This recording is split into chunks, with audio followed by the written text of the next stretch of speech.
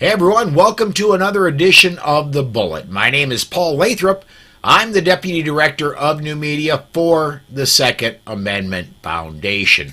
Joining me today, as he does every other Wednesday, Dan Wos. Of course, he's the author of the Good Gun, Bad Guy series of books, of which I have one just over to my left side. Got it right here. Good Gun, Bad Guy series of books. He's also got the Loaded Mic radio program. Dan, thanks for coming along today, man. Oh, anytime. You know that we always have good conversations. Thanks for having me. Absolutely. To get started, as I usually do, I want to remind everybody, if you're catching us on the Polite Society podcast, YouTube, or Facebook page, you can comment on those live videos. We'll get your comments up. We'll discuss them on the air. If you're catching us anywhere else and you put a comment up, I may see it, I may not. Sometimes my broadcast software catches it, sometimes not. If I don't put it on the air and you want us to comment on it, get over to the Facebook or YouTube page for Polite Society, post it again. First story we got today, Dan, the Third Circuit. I'm going to read a story, a little bit of a story off Reason.com. This is a Eugene Volokh story.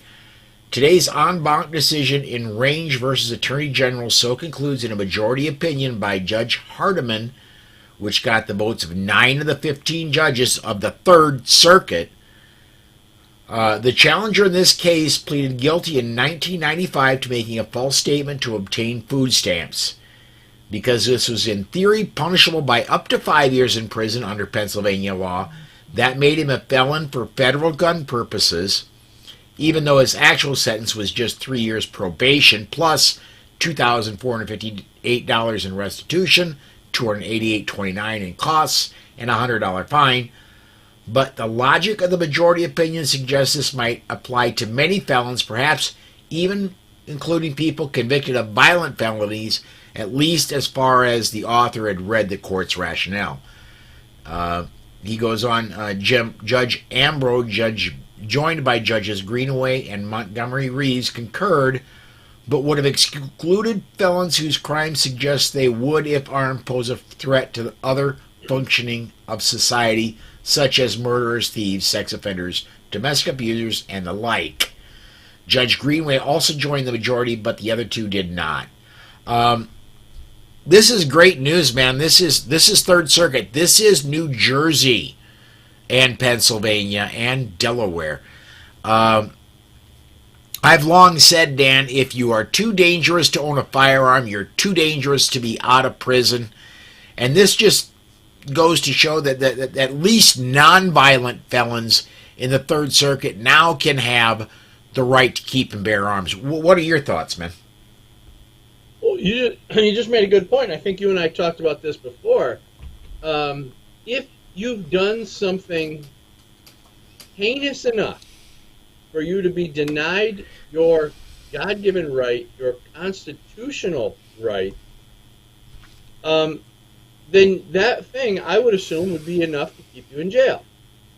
If you are out of jail, for whatever reason, you've done your time or whatever, then I don't understand why you would be denied your right.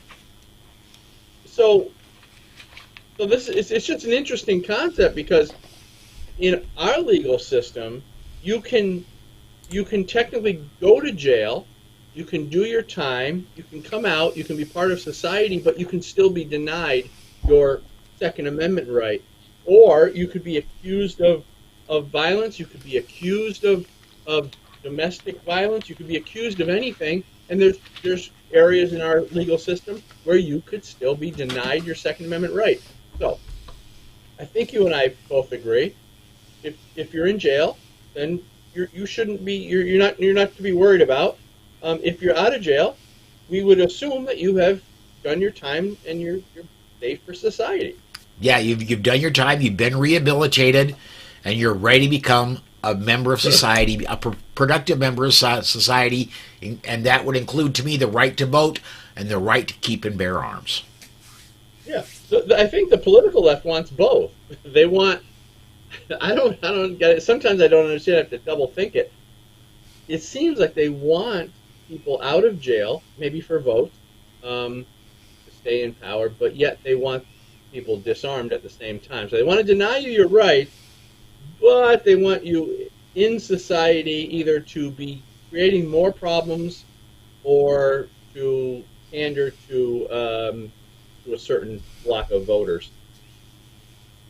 So. Yeah, we'll get to more hypocrisy like that in a little bit. Well, speaking of hypocrisy, Illinois, the next story we got, this is off of Bearing Arms, a Cam Edwards story. Illinois, part of the Constitution is we have the ability to redress our grievances with the government, right? Well, Illinois says, well, you can do that. You can sue the state of Illinois, but only in the counties that have Springfield, the state capital, and Chicago, Cook County, are the only counties in the state where you can sue the state. Is what they're going. This was signed into law today, yesterday. The amendment to House Bill 3062 makes the counties that are home to Springfield and Chicago the only places that the state government will hear arguments that it violated the Constitution after two high-profile cases, a challenge to the no-cash bail law and its semi-automatic gun ban, were filed in Kankakee and Macon County. Man, this is... Look, I do not know what the prices of hotels are in Springfield. I do know the prices of hotels in Chicago. This is making it economically very, very, very hard for somebody to file suit against the state, is what this is trying to do. Yeah, it says this bill is intended to stop favorable venue shopping. That's exactly what it's doing, though. The state is venue shopping because those are the most liberal districts. Yeah, exactly. That's what I mean. They don't want you shopping to any other district that is not a liberal district with liberal courts. Staying right there. Yeah. So, these things are just crazy. It's surprising to me that they get even this far. Now, did we say that was something that was passed, or is that? Yeah, the governor signed it. Oh, gee. I don't. How do they fight? How do they fight that? That's a good thing. That's a question, because now they have to take that to court, but they can only take it to one of the chosen courts to fight the actual bill that's causing the problem. Yeah, it's... Cam Edwards points out that before we were 13 colonies, before we had separated from England, England passed laws that were... let me bring this story back up again. England passed laws known as the Coercive Acts, better known in the U.S. as Intolerable Acts. Among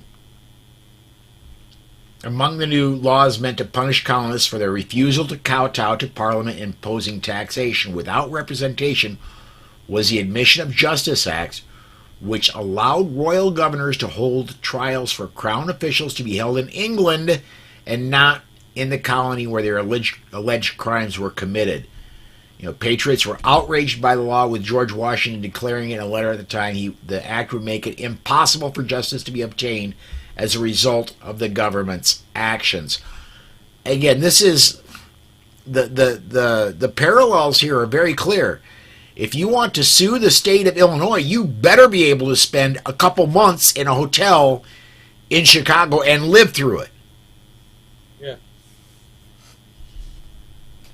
Yeah, they're finding creative ways, though, to get leverage. You gotta give them credit for their ingenuity.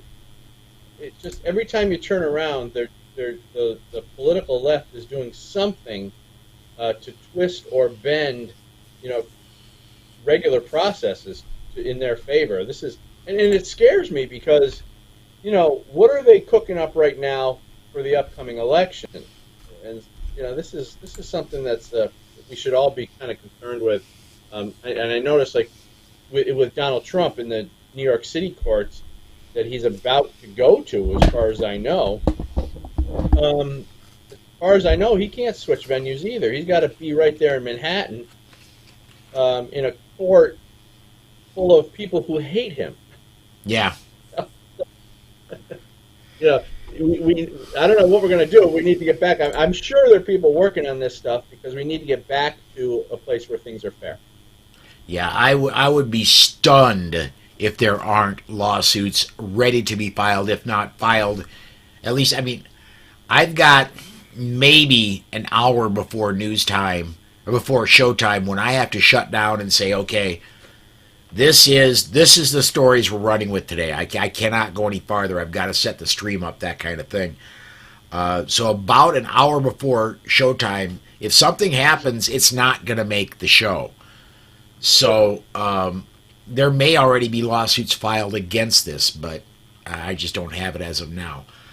Next story I want to get to is one actually you wrote. I've covered this a little bit, but I think we need to cover it a little more.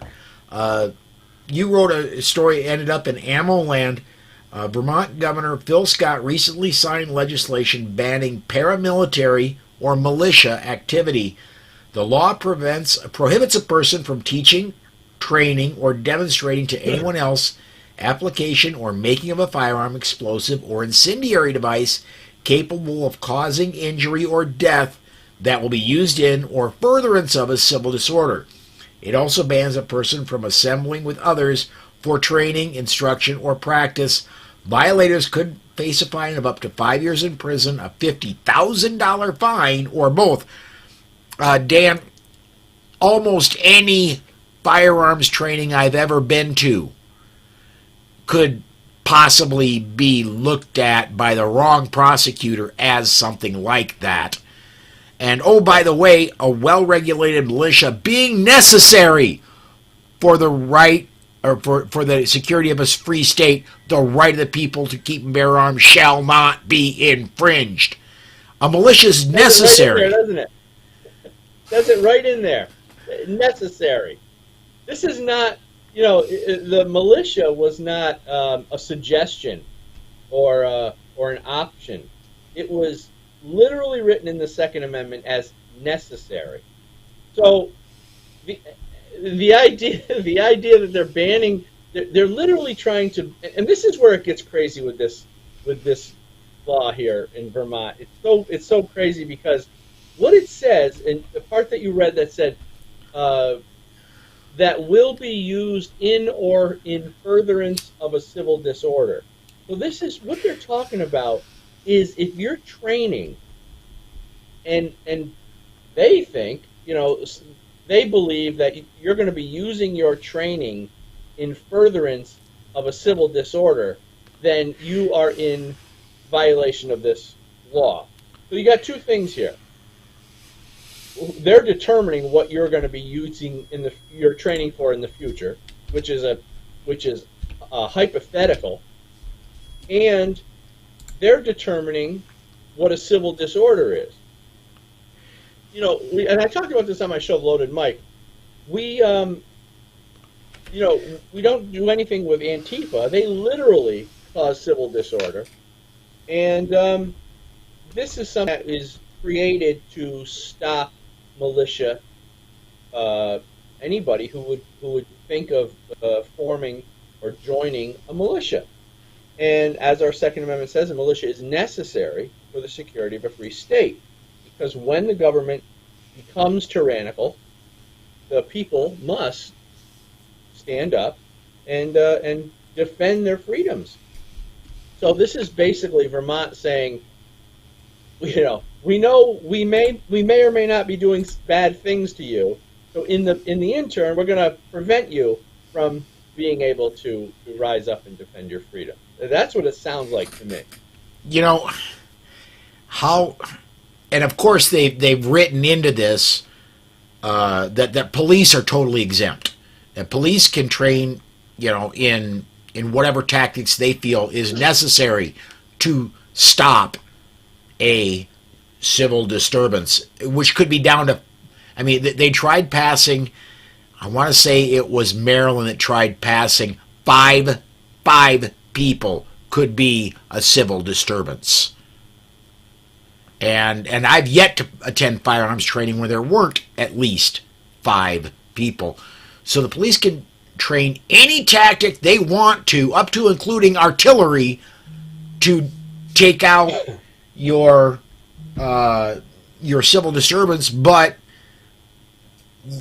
I'm sure. Let me get to some comments. Okay. Let me get to the 2 very similar comments. I'm going to start with CNT over on the YouTube side. Shall not in the second is an absolute prohibition on the Fed regulating arms. No state constitution gives the government explicit power to regulate arms. I would say that would extend to Vermont. The Vermont Constitution has a right to keep and bear arms in it. I think the only ones that didn't are Hawaii, California, and it used to be Iowa, but Iowa now has a very strong one. Yeah, and you know what? If CNT Designs and Arms wants to check out the whole article, if anybody wants to check out the whole article, it's at AmmoLand. Just search my name in AmmoLand. But here's another piece that I want to read from the article, which I think is probably the most important piece, because we sometimes forget. We don't forget. The people watching this show don't forget. But some people forget why we have the Second Amendment, why it was written in the first place. And we've come to this place in our society where people think that it's malleable. You can change it. It doesn't really stick. It's a really living, breathing Constitution. No, it's right. not. Right. Well, here's what James Madison said in the Federalist Papers 46. He wrote that a militia of ordinary citizens would resist government tyranny. Madison also discussed what he thought to be an unlikely but possible scenario in which a tyrannical standing army emerged that was entirely at the devotion of the federal government. Madison assured that opposing that standing army would be a militia amounting to nearly 500,000 citizens with arms in their hands, officered by men chosen from among themselves, fighting for their common liberties. And the piece that I got out of there was officered by men chosen from among themselves. Yep. Not government control. This was something that was created to oppose the government if necessary. Absolutely. Let me get another comment in here real quick. This one from the Facebook side. This one is Michael. He says the only amendment that clearly states shall not be infringed. Could it be our forefathers were clairvoyant? Yeah, well, and you just discussed that. Yeah, they were, because they had just got done fighting the British Army. I mean, think about that. These guys, some of them were young guys, 16, down to 16 years old. These guys were fighting. They were regular people, farmers and steel and whoever, all these different just regular people. And they realized that if they didn't create something that would be there for them to be able to protect themselves again, should this happen again, they knew they did have foresight. They said, okay, we understand humanity now. We understand the British government, and we understand what they want to do. They want to control the people. They want to take away freedom, and they understood it better than we do, because we're soft now. We live in a comfy society, and we have everything we ever wanted, everything we could ever dream of. And I think now we're starting to see government really push the parameters, and I think a lot of us are starting to get a little nervous, which is why we always resort back to that Second Amendment, which tells us that, hey, you have the right, should it be necessary, to stand up against a tyrannical government. You do. We get another comment in here. Going back to the YouTube side, back to C&T, he says, even the states don't have an explicit right to own arms in the Constitution, also don't give the government explicit powers to regulate arms. All powers not explicitly given to the government fall to the people. Well, you're right. However, the Second Amendment applies to the states. That is through the McDonald decision, the Otis McDonald versus the City of Chicago decision that the SAF put all the way through to the Supreme Court. McDonald guarantees that the states, even whether or not they have a Second Amendment in their Constitution, have to abide by the federal Second Amendment.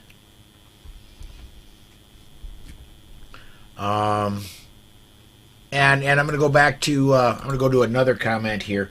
Mike White over on the YouTube side says we should be able to have any of the same training as any police. I'm going to say we ought to be able to have the same training as the military, not just police. I think we ought to be able to have the same training any military does, simply because we are the backup, Dan, for the military. There's a very good reason we haven't been invaded since the Mexicans did it in the middle 1800s. Yeah, wasn't it a Japanese commander who said that it would be a bad decision to attack the mainland USA because there'd be a rifle behind every blade of grass? Yamamoto, yes. Yeah, and they know, they knew it. And, it's true. Yeah, we should be able to have that same training as the military. I totally agree, and we do have the right to do that. The problem is some governments, and some of these state governments, like Vermont, it would seem they're getting a little scared because maybe they want to do something that they know would be violating the rights of the people. And if they were working on behalf of their state citizens, they wouldn't have anything to worry about. I'm going to dance on the edge here. This is a firearms program. It's supposed to be about guns and gun rights. I'm going to dance on the very edge here. After what happened 2 years, 3 months ago, I'm going to put it about. Yeah, that would have been. Yeah, 2 years, 3 months ago, when the entire nation got locked down by individual governments. Do you think they're maybe testing the waters after that to see what else they can push through?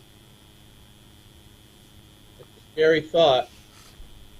I wouldn't be surprised.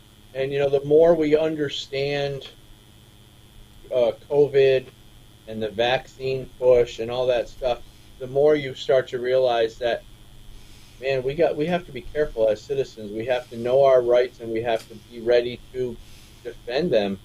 It's a scary thought, when our own government, we realize that our own government's not working on our best interest and working on our behalf. So I would imagine they're going to try something else, and a lot of the same people who followed right along with the COVID mandates and the masks and all that stuff, a lot of those people will again follow along.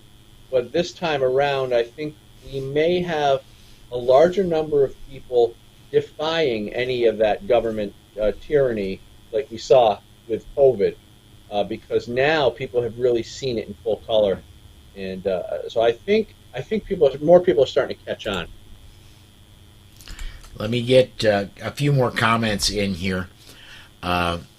Michael on the Facebook side is confirming Japanese Admiral Yamamoto is claimed by some to have said you cannot invade the mainland United States. There would be a rifle behind every blade of grass.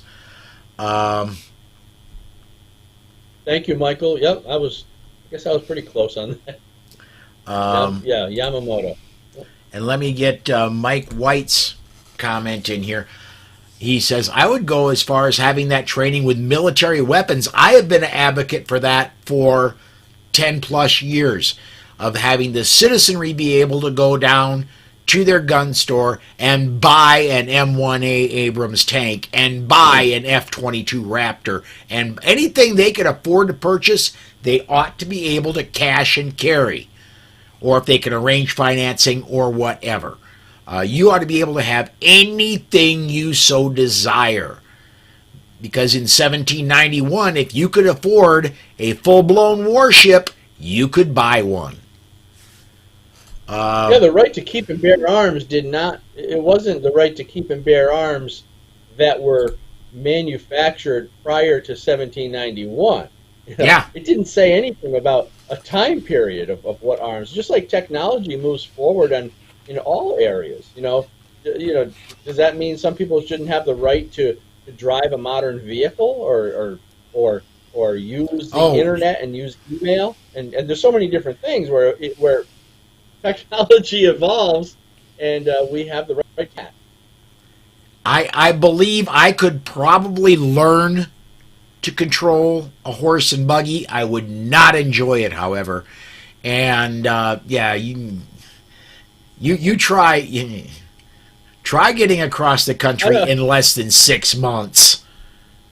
I don't ride anything that I can't put gas in. There you go. So I'm guessing you're not going to be getting one of those electric vehicles soon. Hell no. Let me, and CNT, when I said I'm going to be dancing on the edge here, CNT says, whoops, I'm in the wrong button. CNT says, you start dancing, brother, I'll throw dollars until you start stripping. Oh, no. So that's something nobody wants to see. My wife doesn't even want to see that anymore. So that's not friendly television. No. And one more, Gerald says, and that this is going back to guns and gun rights. Can you imagine paying for the ammo on a full auto? I can't. I would love to have that issue. But we gotta wait a few more years. Ammo is so expensive, and they want to tax ammo in some states and make it even more expensive. I think the idea there is to keep people from going to the range and keep people from spending money on ammo, keep people from using their ammo and training their children and stuff. Because if you can essentially eliminate ammo via cost, because that's what you're doing. If it gets so expensive, people are just not going to want to use it. They're not going to go to the range. They're not going to take their kids to the range. They're not going to train. And the idea there is to kind of dissolve the interest in firearms sport. You'll see firearms sports shut down. You'll start gun ranges shut down. And I think that's part of the idea with ammo. They're taking it from every different angle, and I think ammo is one of them. Yeah. Well, Dan, we're getting down towards the bottom of the hour here. I need to reach back over here, and I need to have you promote Good Gun Bad Guy and your radio show, if you would, please, man. Well, thank you, Paul. Good Gun Bad Guy series is right over my shoulder here, and it's a 3-book series. Talks about the radical anti-gun crowd and how they think, what their strategies are, and what their how they manipulate the conversation when it comes to guns. I uncover all that stuff, all their secrets. And I also talk about the media in book number 2, how the media gets involved and portrays the anti-gun message.